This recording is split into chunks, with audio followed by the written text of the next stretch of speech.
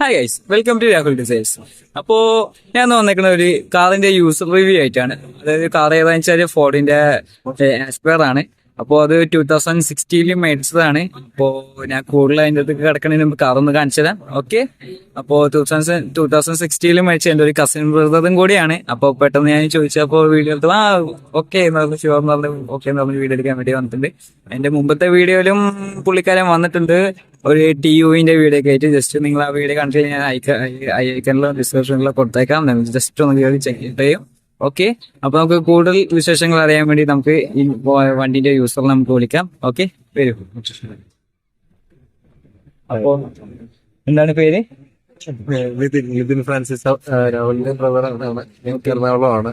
രാഹുലിന്റെ ബ്രദറാണ്. അപ്പോ എന്തായാലും എന്റെ യൂട്യൂബ് ചാനലിലേക്ക് സ്വാഗതം. Thank you.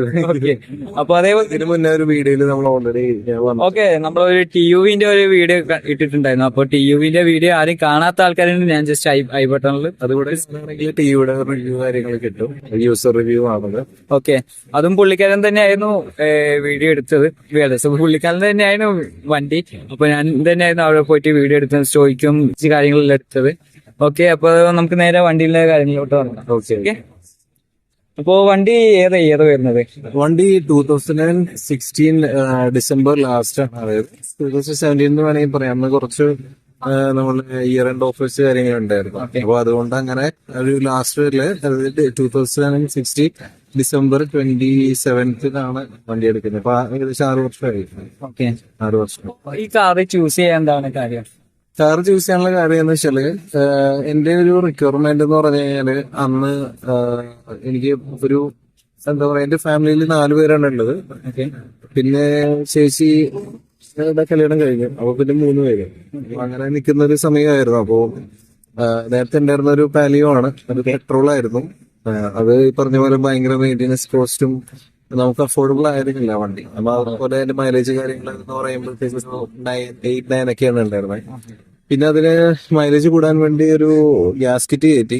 അപ്പോ അതോടുകൂടെ 8-9 എന്നുള്ളത് 6 മാറി മൈലേജ്. അങ്ങനെ പിന്നെ അത് നമ്മളൊരു സ്ക്രാപ്പ് ചെയ്ത് കൊടുക്കുക ചെയ്തത്. അപ്പൊ അതിന് ശേഷം എടുത്ത വണ്ടിയാണ് അത്. Second car. ഇത് ഫസ്റ്റ് ആണല്ലേ? അല്ല, ഇതിന്റെ സെക്കൻഡ് കാർ. രണ്ടാമത്തെ കാറാണ്. Okay okay. അപ്പോ അങ്ങനെ വന്നപ്പോഴത്തേക്കും മൈലേജ് ഒരു കൺസേൺ ആയിരുന്നു. ബട്ട് മൈലേജ് പ്ലസ് സേഫ്റ്റി, കുറച്ചെങ്കിലും ബിൽഡ് ക്വാളിറ്റി വേണം എന്നുള്ളൊരു ഇതുണ്ടായിരുന്നു. അപ്പൊ അന്ന് ഞാൻ 2 വണ്ടികൾ ടെസ്റ്റ് ഡ്രൈവ് ചെയ്തായിരുന്നു.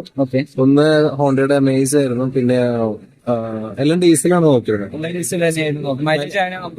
മൈലേജ് മാത്രമല്ല, കുറച്ച് ഡ്രൈവബിലിറ്റി. ഞാൻ അത്യാവശ്യം ഡ്രൈവിംഗ് എൻജോയ് ചെയ്യുന്ന ഒരു വ്യക്തിയാണ്. അപ്പം ഡ്രൈവബിലിറ്റിയും കൂടെ നോക്കിയിട്ട് അങ്ങനെയുള്ള ഒരു വണ്ടിയാണ് നോക്കുന്നത്. അപ്പം ഡീസലാണ് കുറച്ച് ബെറ്റർ ആയിട്ട് തോന്നിയത്. അങ്ങനെ അമേസ്, മാരുതിയുടെ ഡിസയർ എല്ലാം നോക്കിയായിരുന്നു.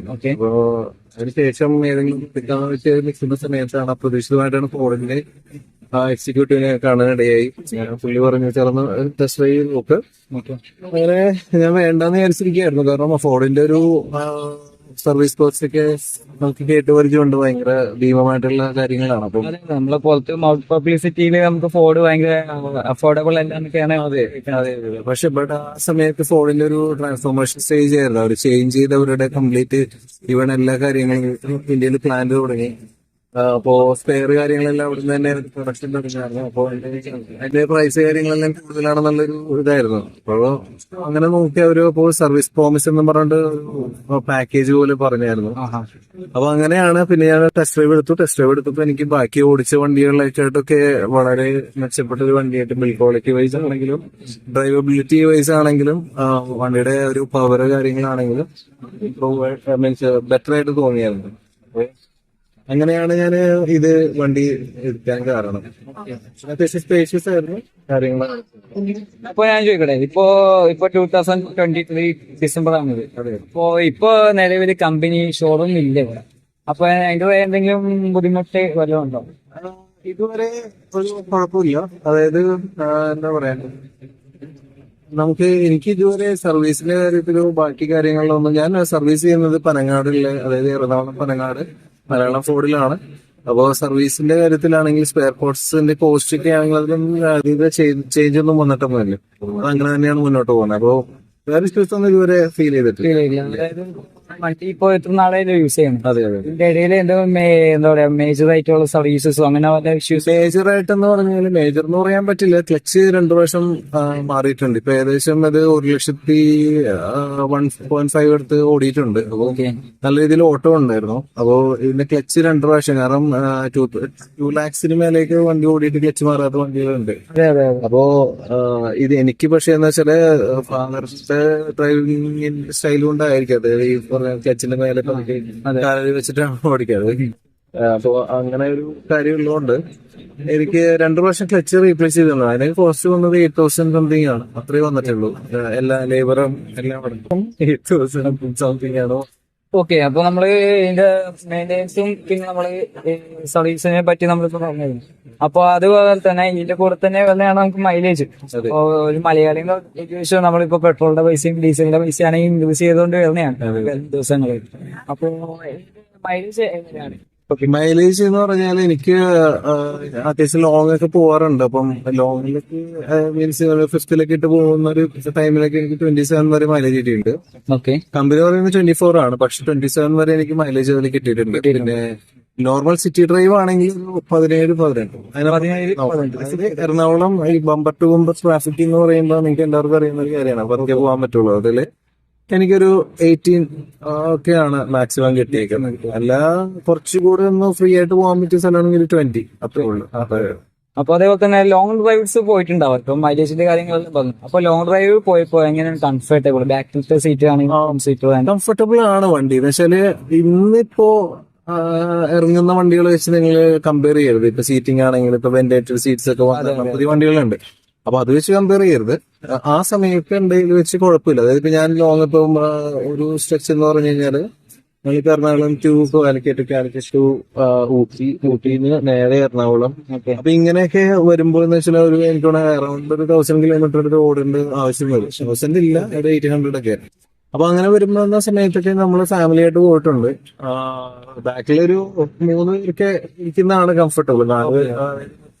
2 പേരാണെങ്കിൽ നല്ലത്, കംഫർട്ടബിൾ ആയിട്ട് പോകും. വേറെ ഇഷ്യൂസ് ഒന്നുമില്ല. പക്ഷെ എന്റെ മെയിൻ ഇന്റൻഷൻ എന്ന് പറഞ്ഞാൽ വണ്ടി ഡ്രൈവ് ചെയ്യണതിന് ഒരു എന്താ പറയുക പ്ലഷർ എപ്പോഴും അന്വേഷിക്കുന്ന ആളാണ്. അപ്പൊ അതുകൊണ്ട് എനിക്കത് കംഫർട്ടബിൾ ആണ് വണ്ടി. സീറ്റിംഗ് ഒന്നും പ്രശ്നമൊന്നുമില്ല. ഇതുവരെ ഫാമിലിന്ന് ഇങ്ങനെ ഒരു ഡിസ്കംഫർട്ട് എന്നുള്ള രീതിയിൽ പറഞ്ഞ് കേട്ടിട്ടില്ല. പറഞ്ഞ് വേറെ കുഴപ്പങ്ങളൊന്നുമില്ല. ഓക്കെ, അപ്പൊ നമ്മളിപ്പോ ഇതെല്ലാം കേട്ടല്ലോ, മൈലേജിന്റെ കാര്യങ്ങളെല്ലാം, സീറ്റ് കംഫർട്ടബിൾ എല്ലാം കേട്ടു. അപ്പോ അതേപോലെ തന്നെ ഈ വണ്ടിയിൽ ഏറ്റവും കൂടുതൽ ഇഷ്ടപ്പെട്ട കാര്യം എന്താണ്? ഇഷ്ടപ്പെട്ട കാര്യം എന്ന് പറഞ്ഞാല് ഡ്രൈവബിലിറ്റി തന്നെയാണ്. കോഴ്സ് അതിൽ വേറെ ഒന്നും പറയാനില്ല. എന്ന് വെച്ചാൽ ഇപ്പൊ നമ്മളിപ്പോ ഒരു ലോങ് എന്നല്ല, എവിടെയാണെങ്കിലും നമുക്ക് അനായാസം ഓവർടേക്ക് ചെയ്ത് കയറി പോവാം. എന്ന് വെച്ചാൽ ആക്സിലേറ്റർ പെഡലില് കാല് വെക്കേണ്ട ആവശ്യം വരുന്നില്ല. രാഹുൽ ഓടിച്ചപ്പോഴാണെങ്കിൽ മനസ്സിലായിട്ടുണ്ടാവും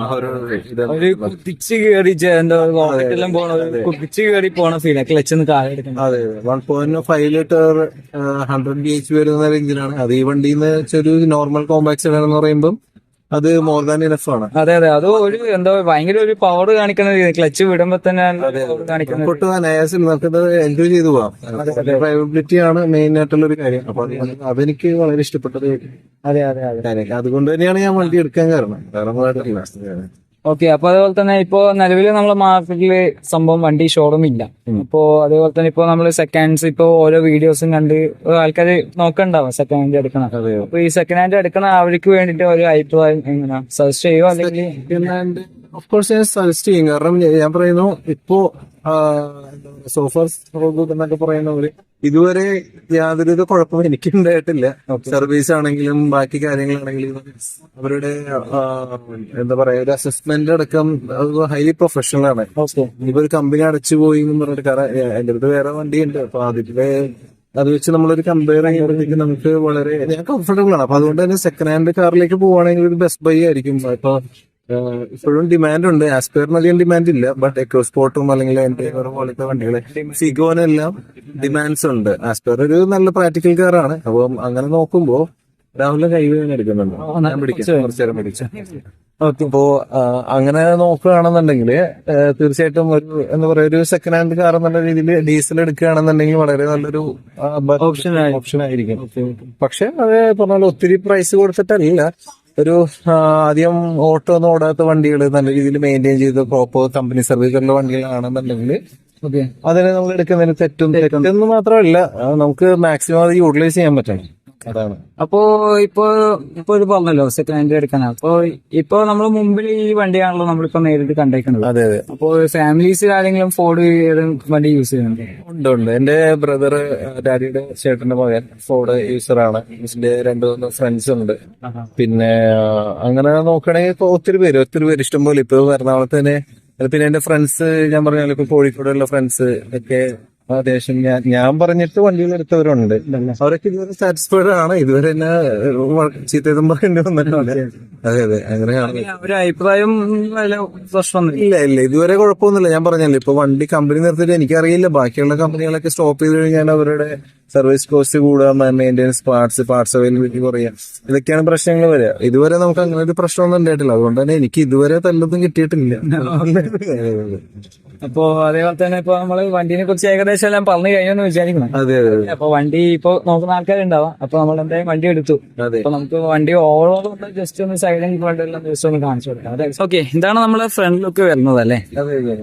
അല്ലല്ല, ഇത് ആക്ച്വലി ഇതിന്റെ സ്റ്റോക്ക് കണ്ടീഷൻ അല്ല. ഇത് സ്റ്റോക്ക് കണ്ടീഷനിൽ നമ്മൾ ഇവിടെ ഒരു ഗ്രില്ലാണ് വരുന്നത്. ഒരു 5 or 6 ലൈൻസ് പോലെ ഒരു സിൽവർ ഗ്രില്ല് വരും ഇവിടെ. പിന്നെ ഞാനിതിൽ കുറച്ച് ചേഞ്ചസ് വരുത്തിയിട്ടുണ്ട്. അതായത് ഗ്രിൽസ് കാര്യങ്ങൾ മാറി, ബമ്പർ ചേഞ്ച് ചെയ്തു. അതുപോലെ ഈ ഹെഡ്ലൈറ്റ് സ്പോർട്സ് മോഡലിന്റെ ഹെഡ്ലൈറ്റ് ആണ് വെച്ചിരിക്കുന്നത്. നോർമൽ എന്ന് പറയുമ്പോൾ ഇതിന്റെ ഉള്ളില് ഒരു എന്താ പറയാ, ഒരു സിൽവർ അല്ലെങ്കിൽ ക്രോം ലൈൻ വരുന്ന, ക്രോം ഫിനിഷ് വരുന്ന ഒരു ഹെഡ്ലൈറ്റ് ഉണ്ടാവുക. പക്ഷെ ഞാനിത് സ്പോർട്സിന്റെ വെച്ചിട്ട് ജസ്റ്റ് ഒന്ന് സ്മോക്ക് ചെയ്ത് കൊടുത്തിട്ടുണ്ട്. അപ്പൊ അതുകൊണ്ടാണ് ഈ ബ്ലാക്ക് ആയിട്ട് കാണുന്നത്. കുറച്ചുകൂടെ ഭംഗിയുള്ളതായിട്ട് എനിക്ക് തോന്നിയായിരുന്നു. അപ്പൊ അതുകൊണ്ടാണ് അങ്ങനെ ചെയ്തത്. ഇപ്പൊ എന്റെ നമ്മളെ ഫ്രണ്ട് ഒന്ന് സ്പോർട്സ് മോഡലിൽ നിന്നുള്ള രീതിയിലേക്ക് ഞാനൊന്ന് അപ്ഗ്രേഡ് ചെയ്തിട്ടുണ്ട് വണ്ടി. ഇതല്ല ഇതിന്റെ ഫ്രണ്ട് ഉള്ളത്.